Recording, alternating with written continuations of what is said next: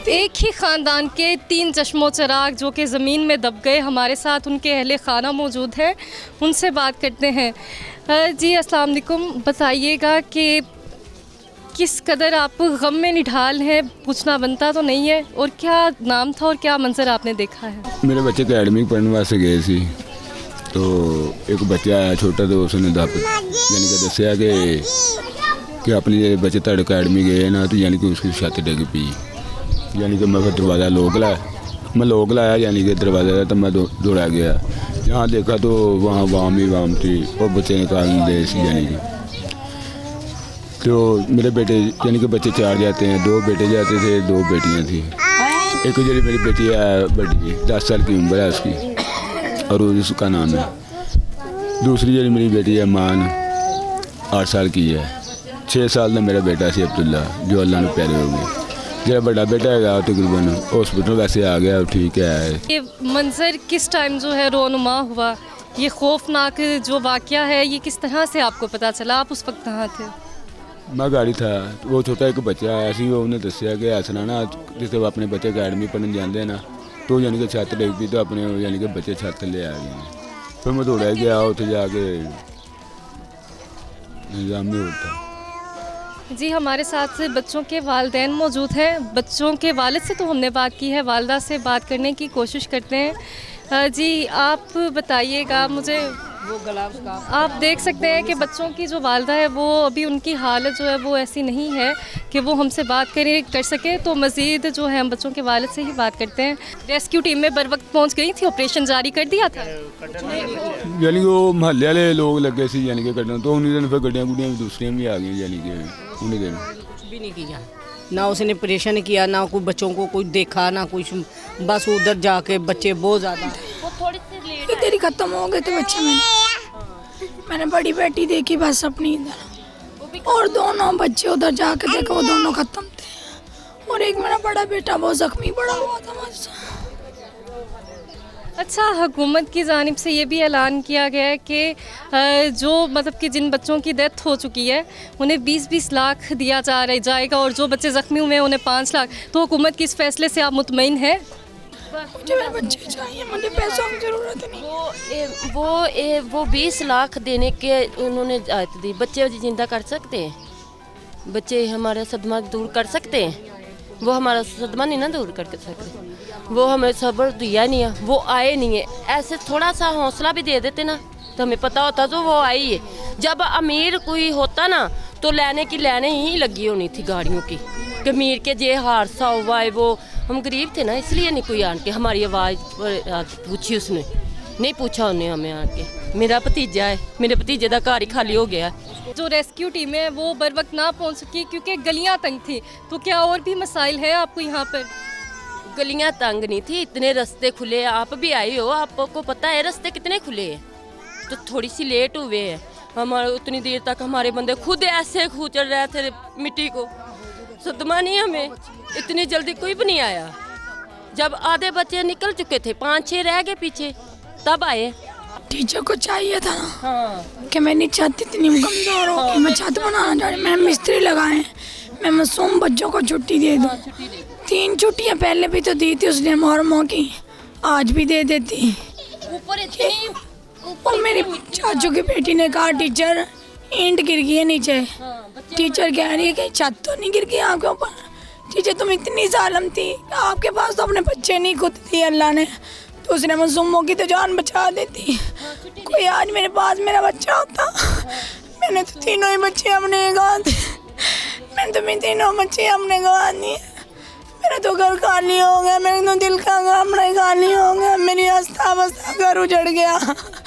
मेरे बच्चे मेरे पास नहीं आएंगे, मेरे बच्चे मुझे नहीं नजर आ रहे।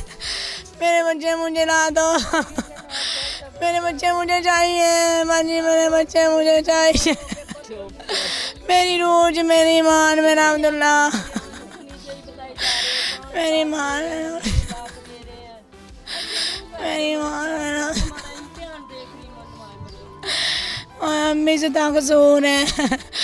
और टीचर बड़ी जालम होगी सी मासूम बच्चों ने। और टीचर तो एक बारी कहती चलो बच्चों जाओ छुट्टी कर लो, मैं मिस्त्री लाए ने। और टीचर तो इतनी जालम होगी तो मासूम बच्चों की जान ले ली।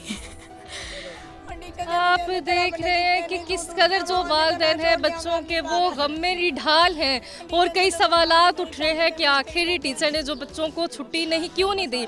अगर उसे पता था कि उसकी छत जो है वो ठीक नहीं है तो टीचर ने बच्चों को छुट्टी क्यों नहीं दी। एक छोटी सी गफलत कई जाने ले गई।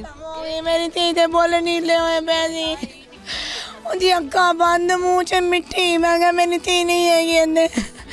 ਉਹ 3 ਬੱਚੇ ਜਾ ਕੇ ਮੈਂ ਆਪਣੇ ਹਸਪਤਾਲ ਵੇਖ ਕੇ ਉਹ ਮੇਰਾ ਅਬਦੁੱਲਾ ਵੀ ਮਿੱਟੀ ਨਾਲ ਭਰਿਆ ਖਤਮ ਹੋਇਆ। ਉਹ ਮੇਰੀ ਰੂਹ 'ਚ ਮੇਰੀ ਈਮਾਨ ਵੀ ਖਤਮ ਹੋ ਗਈ ਔਰ ਮੇਰਾ ਅਬਦੁੱਲਾ ਮੁਰਤਜ਼ਾ ਜ਼ਖਮੀ ਪਿਆ।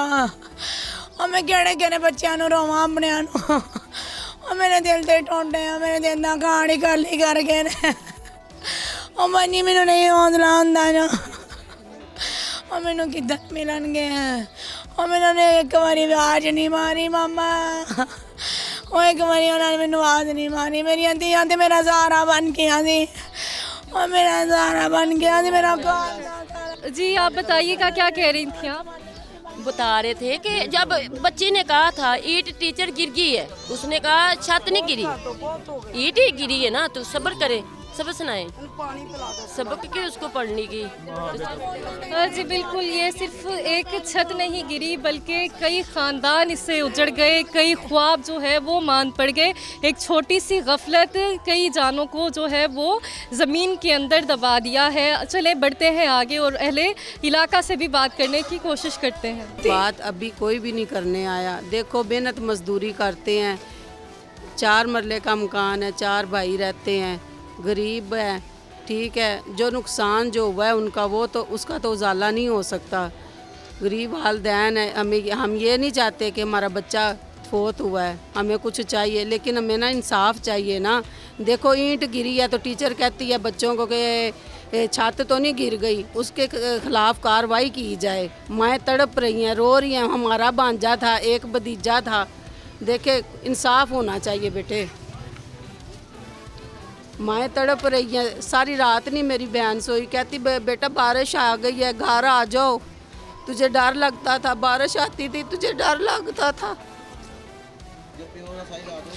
बाप है बच्चे का मरा, बहन हुई वो नहीं सारी रात सोया। उसको मोरों का मसला है, मेहनत मजदूरी करता है, मोरों का मसला है, वही वक्त कमाने वाला क्या करे बाप। लेकिन इंसाफ चाहिए, टीचर के खिलाफ कार्रवाई की जाए, इंसाफ चाहिए हमें।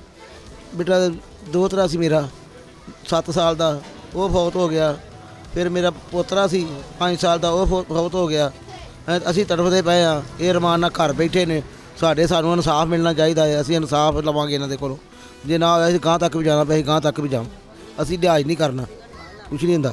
इहदा मतलब गल इन्हां सानू ना इंसाफ मिलना चाहिए, सानू इंसाफ नहीं मिलता पिया। परसों तो असीं परेशान हाँ परसों तो असीं सानू अजे तक इंसाफ नहीं मिलिया। ते प्यो दा जेहड़ा वो बेचारा बीमार है, मोहरे दा मसला उन्होंने काम उहदे कोलों नहीं हुंदा पिया। तो नाज़रीन, हमने की जाँ बहक होने वाले बच्चों के वालिदैन से भी बात, अहले इलाका से भी बात की और अब इस वक्त मैं एजुकेशन डिपार्टमेंट में मौजूद हूँ। और जैसा कि आप जानते हैं कि हर सानहा जो है वो अपने पीछे एक बड़ा सवाल छोड़ जाता है और यहाँ पर भी अभी एक बड़ा सवाल उठ रहा है कि आखिर इस गैर रजिस्टर्ड जो है वो ट्यूशन की निगरानी किसकी ज़िम्मेदारी थी, कौन इसका ज़िम्मेदार था, इसकी रोकथाम के लिए क्या इकदाम उठाए जाएंगे। हमारे साथ मौजूद हैं असिस्टेंट डायरेक्टर असर चीमा साहब, तो उनसे बात करते हैं। जी अस्सलाम वालेकुम सर, बताइएगा कि गैर रजिस्टर्ड ट्यूशन जो है वो चलाई जा रही थी तो इसका ज़िम्मेदार कौन था और आपको क्या लगता है कि हुकूमत को इसमें क्या जो है वो मौसर इक़दाम उठाने चाहिए थे? असल में ये एक घर में कायम एक ट्यूशन सेंटर था और ये मोहल्लों में आप देखते हैं कि आमतौर पे ये चीज़ें चल रही होती हैं कि मोहल्लों में घरों में लोग बच्चियां जो हैं छोटे पैमाने पर पढ़ाते हैं। तो बेसिकली ये ट्यूशन सेंटर्स जो हैं ये गवर्नमेंट की तरफ से ऐसे कोई ट्यूशन सेंटर रजिस्टर्ड नहीं है। प्राइवेट स्कूलों की रजिस्ट्रेशन का अलबत्ता हमारा एक मुकम्मल निज़ाम है जिसमें हम बिल्डिंग सर्टिफिकेट जो है हमारा बिल्डिंग डिपार्टमेंट जो है वो उसमें इशू करता है और उसके अलावा हाइजीनिक सर्टिफिकेट जो है हेल्थ डिपार्टमेंट इशू करता है। तो उसके लिए एक मुकम्मल निज़ाम है और हमारी एक डिस्ट्रिक्ट रजिस्टरिंग अथॉरिटी है, डिप्टी कमिश्नर साहब जिसको हेड करते हैं, जो इन स्कूलों की रजिस्ट्रेशन और दीगर तमाम मामलात को देखते हैं। चीफ़ एग्जीक्यूटिव ऑफिसर एजुकेशन जो है वो इसके मेंबर हैं। और लेकिन ट्यूशन सेंटर्स जो गली मोहल्लों वाले हैं, इनकी रजिस्ट्रेशन का कोई निज़ाम हमारी अथॉरिटी के तहत कायम नहीं है। नहीं तो अब क्या लगता है, देखें इस आने के बाद ज़ाहिरी बात है हर किसी के लिए एक गम का जो है वो आलम है, और कई वालिदैन जो हैं वो अब उम्मीदें लगाए बैठे हैं और मुतालबा करे हैं कि ताकि फ्यूचर में ऐसा कुछ ना हो। तो इसकी रोकथाम के लिए अब हुकूमत क्या इक़दाम उठाएगी? जी डेफ़िनेटली अब इसके बारे में कोई ना कोई निज़ाम तो बनेगा, और तमाम जो ये जो ख़तरात हैं इनसे निपटने के लिए गवर्नमेंट भी कोई ना कोई पॉलिसी बनाएगी कि बिल्डिंग्स को कैसे सेफ़ स्टूडेंट्स हमारे हैं उनके लिए किया जा सकता है। जिस तरह हमने अपने गवर्नमेंट और प्राइवेट स्कूल्स को महफूज बनाया है, इस तरह यकीनन इन जो गली मोहल्लों वाले ट्यूशन सेंटर्स हैं इनके लिए भी कोई ना कोई निज़ाम तो होना चाहिए, और इंशाल्लाह वो बनेगा। और इस पे मीटिंग्स जो हैं वो गवर्नमेंट की जारी हैं, और जल्द इंशाल्लाह इसके बारे में कोई ना कोई लाया अमल जो है वो अनाउंस किया जाएगा। जी, जैसा कि असिस्टेंट डायरेक्टर साहब ने कहा है कि अब मज़ीद ताकि ऐसा कोई सानहा दरपेश ना आए तो इसके लिए हुकूमत जो है वो कोई ना कोई पॉलिसी जो है वो लाजमी बनाएगी। तो काना सेंटर में ट्यूशन की छत गिरने के बाद अब जो है बानपुरा में जो है अल नसर स्कूल की जो है वो भी छत गिर गई, और ये स्कूल जो है वो 25 साल से जो है वो गैर रजिस्टर्ड चल रहा था। और जिस टाइम ये हादसा दरपेश आया है उस टाइम जो है वो 50 बच्चे इसमें ज़ेर तालीम थे, जिनमें से एक अबू बकर 10 साल अबू बकर जो है वो जहाँ बहाक हो गया, जो कि दूसरी जमात का तालिब इल्म था, जबकि 14 ज़ख्मी हो गए जिन्हें सर्विसेज अस्पताल में पहुंचा दिया। हमारे साथ उनके लवाहिकीन मौजूद हैं, उनसे बात करने की कोशिश करते हैं। अस्सलाम वालेकुम जी, बताइएगा क्या रिश्ता था आपका अबू बकर के साथ? चाचू उनका मैं। चाचू हैं आप, ये बताइएगा ये वाक़या किस तरह से दरपेश आया और क्या देखा आपने? ये वाक़या एक हफ़्ता पहले 1 वीक पहले ना इन्होंने लेंटर डाला था, तो लेंटर इन्होंने जल्दी उतार दिया नीचे से, जो लगाया होती टेके लगाई होती हैं, तो इन्होंने 4 फुट का जो है ना बाहर दीवार निकाल दी, वो लेंटर ज़्यादा निकाल दिया। लेंटर निकाल के इन्होंने ऊपर दीवार बना दी, फिर उसके ऊपर एक लेंटर और डाल दिया था। 2 लेंटर इन्होंने इकट्ठे ही डाले थे। उसके बाद इन्होंने जनरेटर चलाया हुआ था ऊपर, वो जनरेटर जो है वो फट गया ऊपर। 2 बच्चे थे, अबू बकर और एक इसके साथ और था। मैडम ने भेजा बाहर बच्चे को छोड़ आओ। अच्छा, आप ये भी बताइएगा, चूँकि महकमा तालीम की जानिब से सिर्फ 30 जून तक समर कैंप लगाने की इजाज़त थी, तो ये गैर रजिस्टर्ड था, फिर ये गैर रजिस्टर्ड था स्कूल, लेकिन ये इन्होंने एकेडमी खोली हुई है ना, साथ में स्कूल भी और एकेडमी भी हैं। तो आगे 11 बजे छुट्टी हो जाती, लेकिन आज उन्होंने लेट छुट्टी दी, पता नहीं क्या मसला बना था। मैं गया था लेने के लिए, लेकिन वो कह रहे जी अभी छुट्टी नहीं हुई, तो थोड़ी देर बाद आइएगा लेने। 10-15 मिनट बाद जब वो दोबारा फ़ोन आया तो वो कह रहे हैं जी वो छत नीचे गिर गई है, और हमारा एक बच्चा और है, 5 ज़ख्मी और मज़दूर लगे हुए थे। ये रात को इन्होंने 25 ईंट मंगवाई है ऊपर, सुबह 8-9 मज़दूर लगाए, ईंटें चढ़ा रहे थे। जब आपको एक चीज़ पता है कि वो नॉर्मल है, कमज़ोर हैं, तो आपको ज़रूरत क्या है कि उतना ऊपर जोर डालने का। अच्छा, इस मामले का कसूरवार आप किसे ठहराते हैं और हुकूमत से क्या अपील है? जिन्होंने स्कूल, पहले तो हम देखें मैडम के ख़िलाफ़ नहीं कुछ कह सकते, ये कसूर उसका जो ठेकेदार जो है ना वहाँ मज़दूरों का, उसको पकड़ना चाहिए ना। वो इतनी स्पीड से तो काम को नहीं कोई होता। ज़ाहिर बात है जब लेंटर डालना है तो कम से कम 10-15 दिन चाहिए, लेकिन इन्होंने 1 वीक में जो है वो सारा कुछ खोल दिया, ऊपर से लेंटर दूसरा डालने लग गए। सब्सक्राइब करें और बेल दबाएं ताकि कोई खबर रह न जाए।